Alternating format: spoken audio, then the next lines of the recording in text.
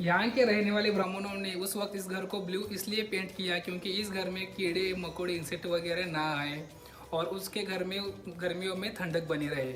घर जाकर मैं भी यही करूँगा। तो मैं आया हूँ राजस्थान के सेकंड लार्जेस्ट सिटी जोधपुर में। तो आप सबका स्वागत है जोधपुर में खमगनी। तो चलिए स्टार्ट करते हैं जोधपुर की जर्नी को।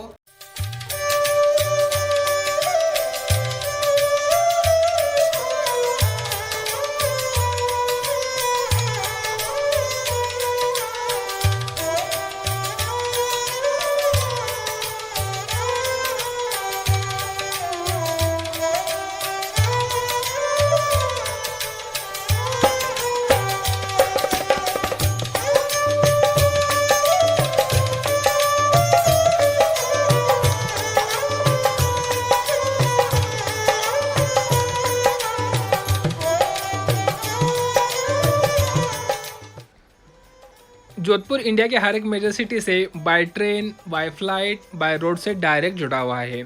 अगर आप जोधपुर घूमना चाहते हो तो यहाँ पे बाइक या ऑटो भी रेंट पे ले सकते हो, जिसकी डिटेल्स मैंने आपको यहाँ पे दे दी है। जोधपुर घूमने का सबसे बेस्ट टाइम है अक्टूबर से लेकर मार्च तक, क्योंकि अप्रैल और मई में राजस्थान में काफ़ी गर्मी होती है। मेहरानगढ़ शब्द दो भागों में बटा हुआ है, जिसमें मेहर का मतलब होता है सूरज और गढ़ का मतलब होता है किला। राठौड़ वंशज के लोग सूरज को ज़्यादा मानते थे, इसलिए उन्होंने इस किले का नाम मेहरानगढ़ फोर्ट ऐसा रखा। इस किले की नींव राजा जोधा सिंह ने सन 1459 में रखी। इसके बाद अगले 300 सालों तक उनके उत्तरार्धियों ने अपने हिसाब से इस किले में चेंजेस करवाए। एक किला ज़मीन से 410 फीट की ऊंचाई पर फैला हुआ है और इसका कुल क्षेत्र है 1200 एकड़।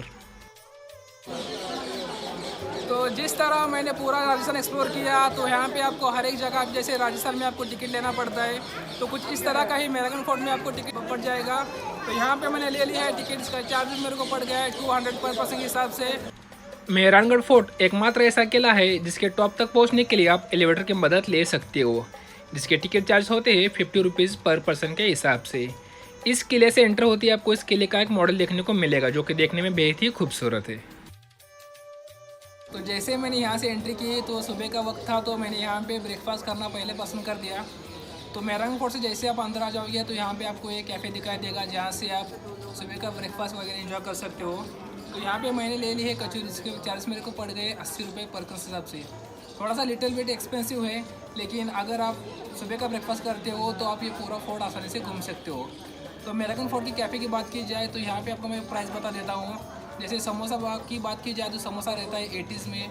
यहाँ पे अगर पिज़्ज़ा लोगे तो पिज़्ज़ा है 150 में, सैंडविच लोगे तो सैंडविच है 150 में।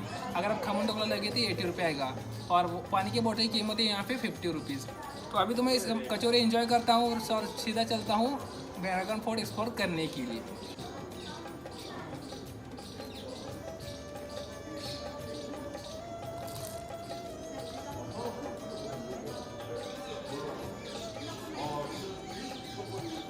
अगर टेस्ट की बात की जाए तो कैसा ऐसा कोई अलग टेस्ट नहीं है, जैसे हम नॉर्मल कचौरी खाते हैं ऐसा है। हाँ, लेकिन अगर फोर्ट पे आप आते हैं तो ये आपको ज़्यादा एक्सपेंसिव लगेगा। तो मैं एंजॉय करता हूँ कचौरी, आपको मिलता हूँ बाद में। जैसे ही आप किले के अंदर आ जाओगे तो यहाँ पे आपको हल्की सी ढलान देखने को मिलेगी। उस ज़माने में हाथियों और घोड़ों को इसी रास्ते से लाया जाता था, और आप मेरे नीचे देख सकते हैं फर्शों पर यहाँ पर हल्की सी ग्रिप बनाए हुए है ताकि हाथी और घोड़े ना फिसले। तो आप देख सकते हैं मेरे पीछे ये है मेहरानगढ़ फोर्ट।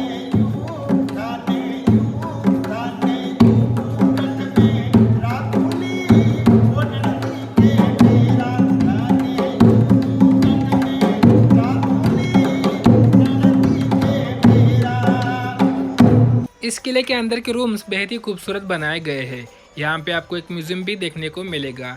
इस शानदार किले के अंदर कई हिंदी फिल्मों की शूटिंग हुई है, जिसमें आवारापन, हम साथ साथ है, शुद्ध जैसी रोमांच जैसे कई फिल्में यहाँ पे शूट की गई है। तो गाइस, सूरज पोल से चढ़ते ही आपको मिल जाएगा यहाँ पे श्रृंगार चौक। इस किले की पहली एंट्री होती है सूरज पोल से। उसे सूरज पोल इसलिए कहा जाता है कि सबसे पहले सूरज की किरणें इसी पोल पे पड़ती थी। तो मैं अभी जहाँ पे खड़ा उसको कहते हैं श्रृंगार चौक। तो अभी आप मेरे पीछे देख सकते हैं, ये है श्रृंगार चौक, और यहाँ पे बैठ के उस ज़माने में राजा का राज तिलक होता था और उनको ऑफिशियली राजा बनाया जाता था।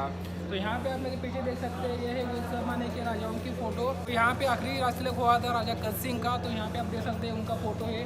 और ठीक आप मेरे पीछे देख सकते हैं, ये है उनके बच्चे का फ़ोटो, क्योंकि राजा कद सिंह का हवाई जहाज़ में एक्सीडेंट हुआ, इसकी वजह से उनकी मृत्यु हो गई थी।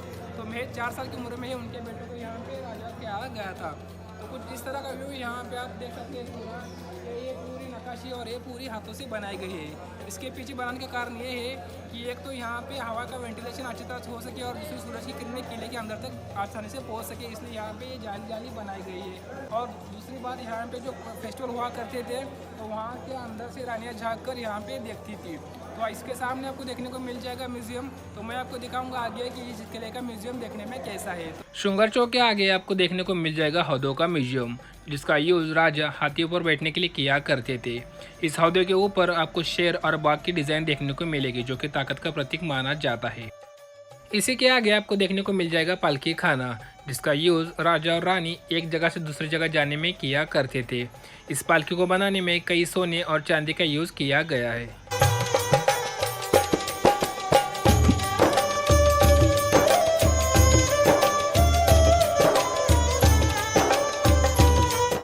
पालकी खाना देखने के बाद अभी मैं आ चुका हूँ, आप मेरे पीछे देख सकते हैं, यह है दौलत खाना। तो उस ज़माने में राजा के जो हीरे जवाहरात वगैरह होते थे तो इसी जगह पे रखे जाते थे। और ठीक इसके सामने वहाँ पे उस ज़माने में सिपाही खड़े किए जाते थे ताकि राजा की दौलत कोई लूट के ना जाए। तो चलिए मेरे साथ, मैं आपको दिखाता हूँ राजा की उस ज़माने की दौलत। दौलत खाने के अंदर आपको देखने को मिल जाएगा ये तोरण। उस ज़माने में शाही परिवार की शादियों में इस तोरण का यूज़ लड़कियों के घर पर लगाने के लिए किया जाता था। इसे के आगे आपको राजा और रानी द्वारा यूज़ किए जाने वाली कई वस्तुएं देखने को मिलेगी। इसे कहते हैं महाडोली, जो कि पूरे सोने से बनाई गई है और इसका यूज़ केवल राजा द्वारा किया जाता था। ये है इस किले का शीश महल, जिसका निर्माण 17वीं शताब्दी में राजा आदित्य सिंह ने अपने बेडरूम के रूप में किया था। इसी के आगे आपको देखने को मिल जाएगा फूल महल, जिसका यूज़ राजा आभय सिंह अपने मनोरंजन के लिए किया करते थे और इस फूल महल को बनाने के लिए कई किलो सोने का यूज़ किया गया है।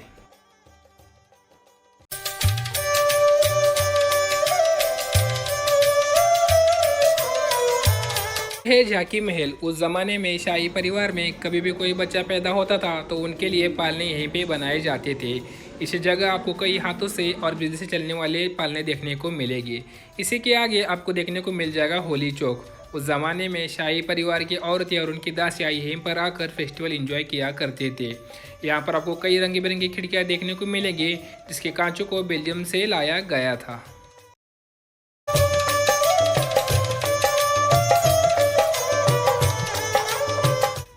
किले के लास्ट पॉइंट में आपको हाथों के निशान देखने को मिलेगी। ये निशानियाँ उस ज़माने के रानियों के हैं। जब भी राजा की मृत्यु होती थी तो रानियाँ अपने हाथों को सिंदूर लगाकर इस दीवार के ऊपर हाथ रखती थी और राजा की जलती चिता में सती हुआ करती थी। अगर आप जोधपुर आते हो और ब्लू सिटी का एक्सप्लोर ना करें, ऐसा हो ही नहीं सकता। मेहरानगढ़ फोर्ट के नीचे ही आपको जोधपुर की नीली गलियाँ देखने को मिलेगी।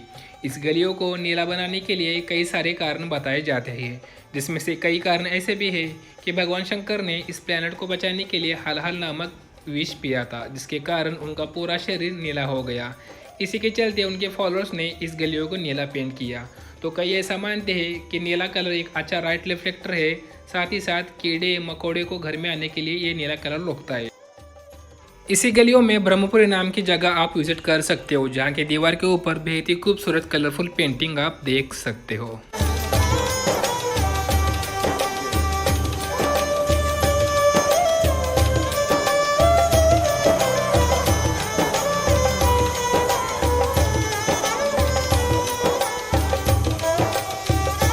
राहुल जी ने मेरे को इस गले घूमने में बहुत मदद की है, बेहद ही अच्छे इंसान है। जैसे मैं किले से नीचे उतर रहा था तो मुझे यहाँ के गले के बारे में कोई जानकार नहीं थी, तो ऐसे मैं भटक रहा था तो ये राहुल जी आ गए और उनको बता दिया कि आप चलिए मैं आपको गली की टूर करवाता हूँ। बहुत ही थैंक यू राहुल जी, आपकी मुझे बहुत ही अच्छा लगा, बहुत ही अच्छे इंसान हो।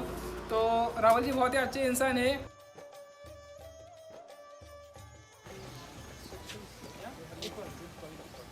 वेल, राजस्थान में ताजमहल वाली feeling, yes you are little close. I am talking about the Rajasthan Taj Mahal Jaswant Singh Thada, a memorial dedicate to Raja Jaswant Singh second. तो आप मेरे पीछे देख सकते हैं, बेहद ही खूबसूरत ये जगह है। और वो यही जगह है जिसमें सेम मार्बल यूज़ किया है जो कि मार्बल ताजमहल में यूज़ किया था। तो चलिए मैं आपको दिखाता हूँ जसवंत सिंह थाड़ा का ये बेहद ही खूबसूरत महल।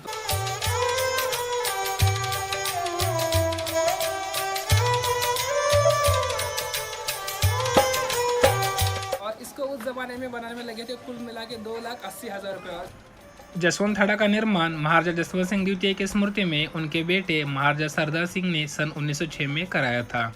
यह जगह जोधपुर के राज परिवार के सदस्यों के लिए अंतिम संस्कार के लिए बनाई गई थी। स्मारक के सामने आपको एक छोटी सी झील दिखाई देगी। इसके अंदर आपको मारवाड़ शासकों की तस्वीरें और आगे के हिस्से में राजा जसवंत सिंह की समाधि दिखाई देगी। इसकी एंट्री टिकट होती है 30 रुपीज़। उसका टाइम रहता है सुबह 9 से 6 बजे तक।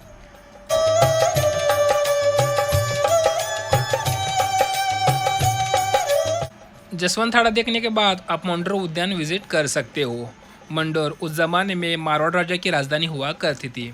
बाद में राजाओं ने ये राजधानी मेहरानगढ़ फोर्ट में शिफ्ट करवा दी।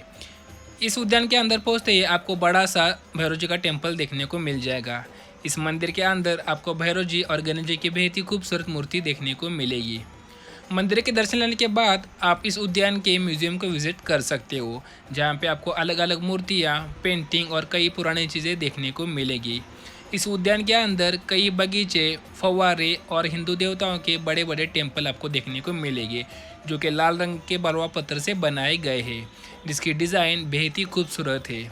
अगर आप मंडोर उद्यान आते हो तो आपको ऐसा लगेगा कि आप पुराने समय में वापस लौट आए हो।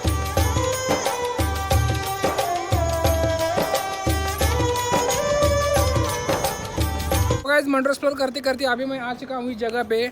अगर मंडोर की बात की जाए तो उसको मंडोर ऐसा इसलिए कहा जाता है क्योंकि रावण की जो पत्नी थी मंडोत्री, तो उसका गांव था ये। तो एक्चुअली ये रावण जी का ससुराल है, ऐसे लोग पुराने ज़माने में कहते थे। तो आप मेरे पीछे देख सकते हैं ये यही जगह है जहाँ पे रावण की शादी हुई थी। और आप मेरे पीछे देख सकते हैं ये एक शिलालेख है जहाँ पे मूर्तियों की चित्रकारी बनाई गई है। और ठीक मेरे पीछे है मंडोर रेलवे स्टेशन। अगर आप मंडोर घूमना चाहते हैं तो मंडोर उद्यान देखने के बाद आप इस जगह पे आ सकते हैं। अगर मैं इस आइडेंटिफिकेशन की बात करूँ तो ठीक मंडोर रेलवे स्टेशन के सामने आपको ये जगह मिल जाएगी। और हल्की सी पहाड़ों पर ये जगह बसी हुई है। और आप मेरे पीछे देख सकते हैं ये है पूरा पहाड़। तो बेहद ही खूबसूरत जगह है।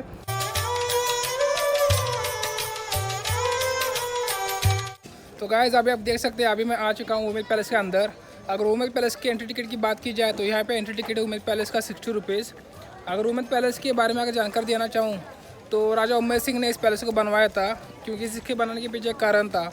उस ज़माने में यहाँ पे अकाल पड़ गया था, तो मजदूरों और जो खेती करने वाले लोग रहते हैं किसान, उनके लिए यहाँ पे रोज़गार निर्माण करने के लिए ये पैलेस बनवाया था। और अगर अभी की बात कर जाओ तो इसमें एक म्यूज़ियम, फैमिली को रहने के लिए एक जगह, और यहाँ पे ताज वाला एक होटल चलाया जाता है। उमेद पैलेस का निर्माण महाराजा उमेद सिंह ने सन 1929 में शुरू करवाया था और ये 1943 में बनकर पूरा तैयार हुआ। कहा जाता है कि यह महल दुनिया के सबसे बड़े निजी महलों में से एक है। इसके निर्माण में लाल बलुआ पत्थर, संगमरमर और लकड़ी का यूज़ किया गया है। वर्तमान में इस भवन के अंदर 347 कमरे, कई दरबार, हॉल और पुस्तकालय है। एंट्री टिकट में आप यहाँ के म्यूज़ियम को विज़िट कर सकते हो, जहाँ पे आपको कई एंटीक चीज़ें, मूर्तियाँ, अलग अलग प्रकार की चीज़ें, शाही परिवार की चीज़ें, साथ ही साथ कई प्रकार की घड़ियाँ देखने को मिल जाएगी। भवन के बाहर आपको शाही परिवार द्वारा यूज़ की जाने वाली पुराने समय की यहाँ पे एंटीक कारें आपको देखने को मिल जाएगी, जो कि देखने में बेहद ही खूबसूरत है।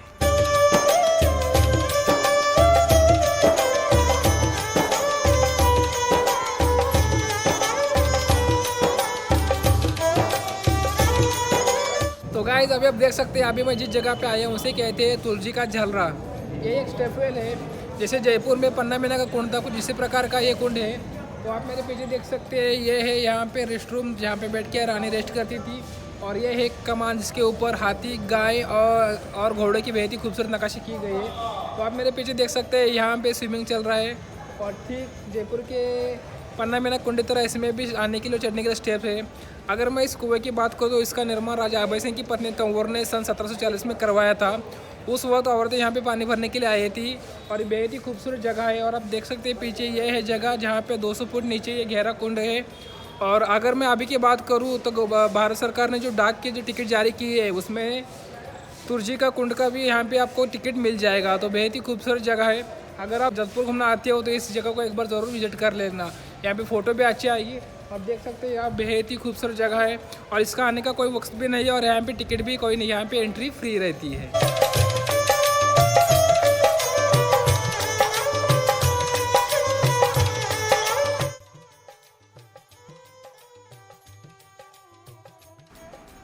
अंत में आप जोधपुर के घंटाघर को विजिट कर सकते हो, जिसका निर्माण 19वीं शताब्दी में महाराजा सरदार सिंह ने करवाया था। 98 फीट ऊंचा ये घंटाघर 3 मंजिला है, जिसके ऊपर 6 फीट घड़ी लगाई गई है, जो कि लोहे के 2 बड़े गरडोरों पर टिकी हुई है। इसी घंटाघर के बाजू में आपको कई सारे कपड़े, हैंडलूम, जूते, खिलौने, फल के जैसे दुकानें दिखाई देगी, जहाँ पर आप चाहे तो आकर शॉपिंग भी कर सकते हो। तो कुछ इस तरह मेरी जोधपुर की जर्नी कंप्लीट हो गई। तो अगर आपको मेरा वीडियो पसंद आता है तो प्लीज़ मेरे चैनल को लाइक कीजिए, शेयर कीजिए और सब्सक्राइब कीजिए।